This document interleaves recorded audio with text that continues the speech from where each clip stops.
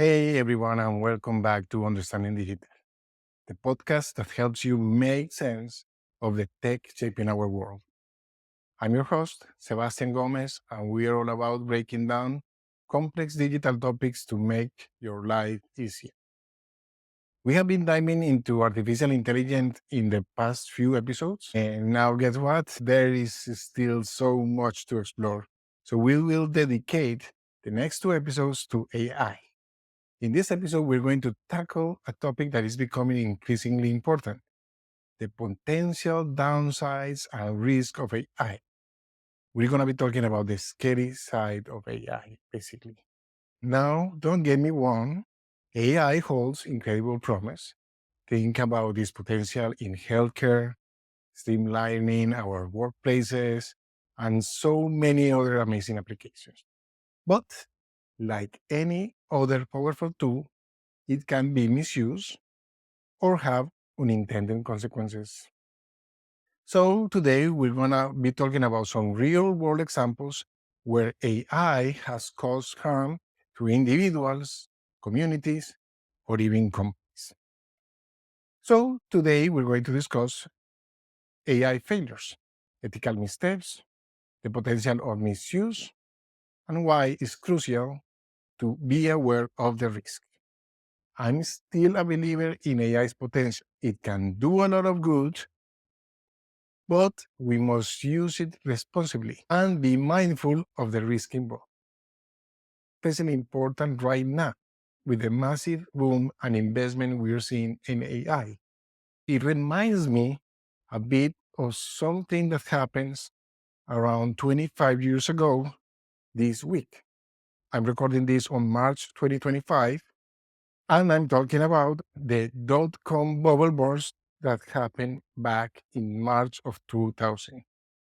There was a ton of investment in web-based companies at the time, and when the bubble burst, a lot of companies lost value, went under, they went bankrupt, and the economy took a huge hit.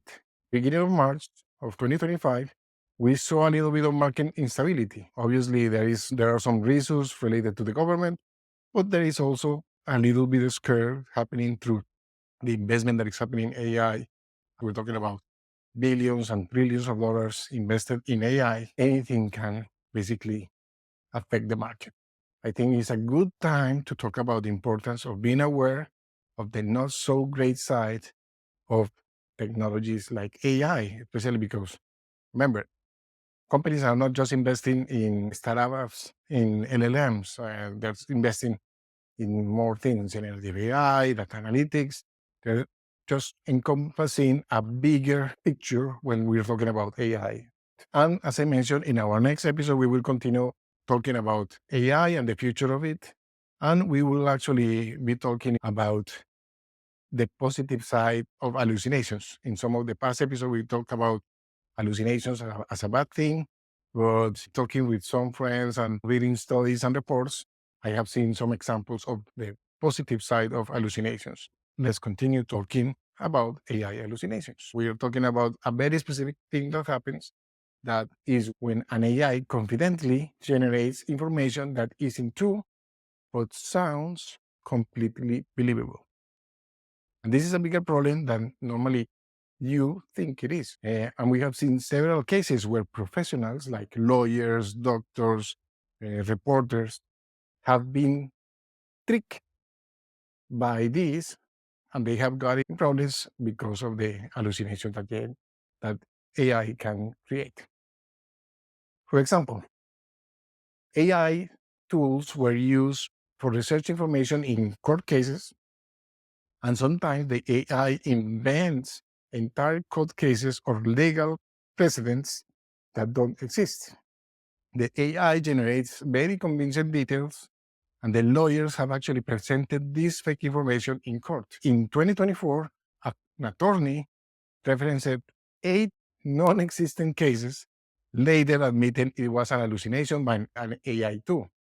In other instances, a lawyer used ChatGPT for research, and it provided precedents, but at least 6 of them were fake. The attorney even faced a fine and the lawsuit was dismissed because of the false information.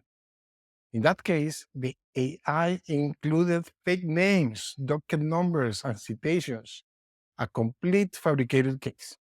These incidents highlights the importance of verifying AI-generated information.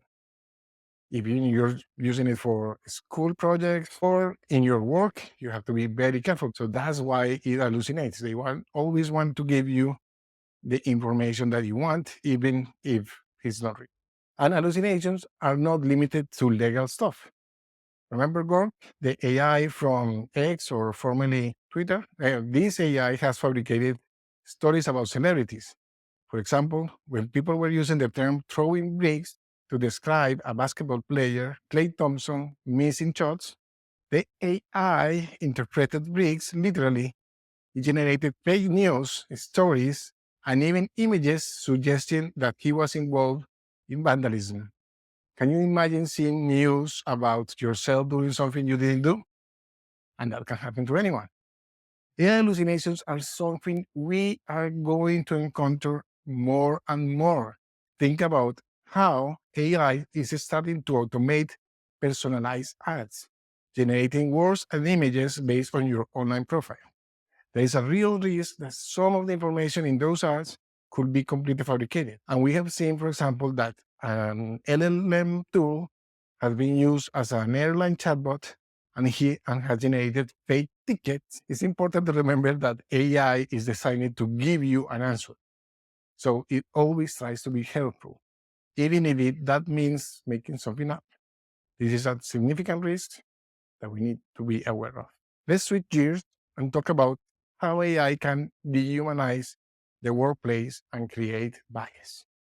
There is a growing trend of using AI in ways that remove the human element from work, not only in not only in menial work, but a lot of blue collar work and white collar work is being replaced by AI.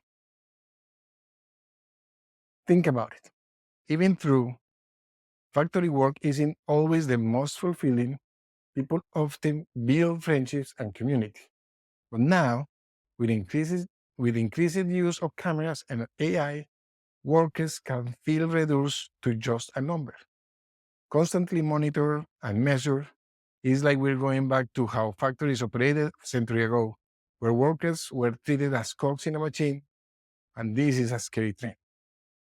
And it's not just in factories. This is also being done in office work and service work. AI is also being used in recruiting, and there have been instances of AI-powered recruiting software discriminating against job applicants. This isn't a new problem because it has been getting worse in recent years because some of these new AI models haven't been pro, uh, haven't been properly tested.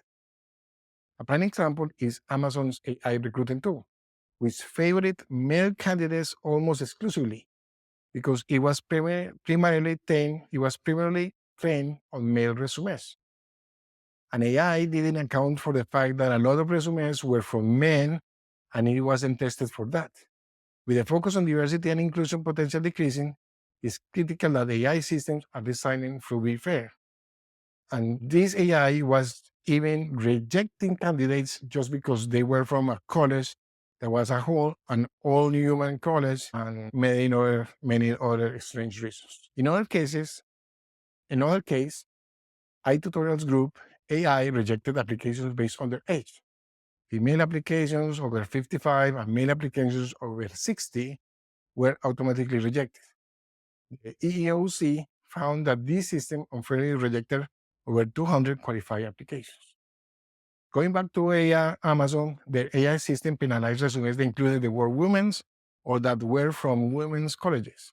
So if a candidate attended a women's college that wasn't in the AI database, their application was automatically downgraded. This is a huge problem as it prevents qualified people from getting a fair chance. Let's move on to how AI can be used to spread misinformation and manipulate people. AI significantly amplifies the spread of misinformation.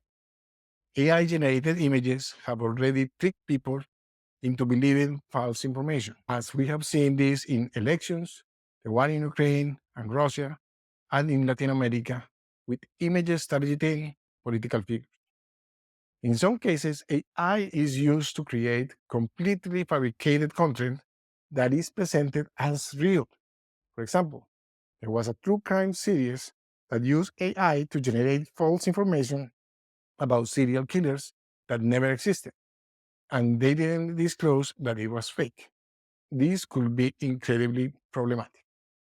More recently, at the beginning of 2025, during the California fires, AI generated images showed the Hollywood sign burning, making people believe the wildfires were much worse than they really were. Even though the fires were serious, these AI generated images exaggerated the situation and made people believe or react differently to what really was happening. They couldn't really figure out how spread the fire was because of some of these generated images. Large language models can also generate fake articles and information. There are concerns that some less known LLMs might be using their own hallucinated information to generate even more false content. This creates a dangerous cycle of misinformation. It's like the AI is learning from its own mistakes and amplifying them. We also have considered that LLMs are trained on a massive amount of internet data, which includes a lot of unsavory stuff, racist content, conspiracy theories, and information that has been proven wrong. If the AI isn't carefully trained to filter out this harmful content, it can end up amplifying these harmful ideas. We have seen examples of this, like when an AI has used information from books like Minecraft in its training data. This can lead to the AI reinforcing and spreading dangerous and hateful ideologies. There are some good resources that dive into this issue, and I include links in the show notes, for example, for Powerful Media, which has a very good series of articles about AI and this type of biased data and problematic data sets that they're using for some of this training. We have talked about bias in recruiting, but it shows up in other areas too. It's not always obvious, and sometimes it shows up in ways that are frankly shocking. Think about this. Google had a dermatology app that misclassified skin conditions in people with darker skin, and Google image search app, Google had a terrible problem where it was classifying African American males as apes and gorillas. That caused a huge controversy and it was eventually fixed. But it happens because the training data wasn't correctly tested and only had percentage of images of people with darker skin. Apple's photography app also had issues with how it handled darker skin tones, especially with things like image pixelation. They have improved a lot since, but now they are more conscious about it and they are trying to fix it. But this it shows that in basic consumer products, these problems can creep in. AI generation algorithms have also shown sexist and racist tendencies. For example, some of these apps, if you give them a photo of a man cropped below the neck, will often complete the image by putting him in a suit and a tie. But if you do the same with a woman, they will often put her in a bikini. It is a silly example, but it shows the underlying bias. We have also seen AI generated racist images, like generating images of the KKK when asked for certain type of people, or people with Nazi uniforms. Also, when at the beginning, when these generated AI or generated images boom started, they started putting on, hey, generate an image of an American. You always put an overweight person eating a hamburger with a cowboy hat. So it was actually, even if these products were from the United States, they generated very, very biased images from Americans. There are also more subtle biases. For example, there is a service called Genderfy that tries to guess someone's gender from their name or email addresses. You might correctly identify Megan Smith as a woman, but then incorrectly identify Dr. Megan Smith as a man just because of the title doctor. It can be a silly example, but it's something that happens. And there are really serious examples like Compass algorithm. This is used in legal systems to predict the risk of someone reoffending.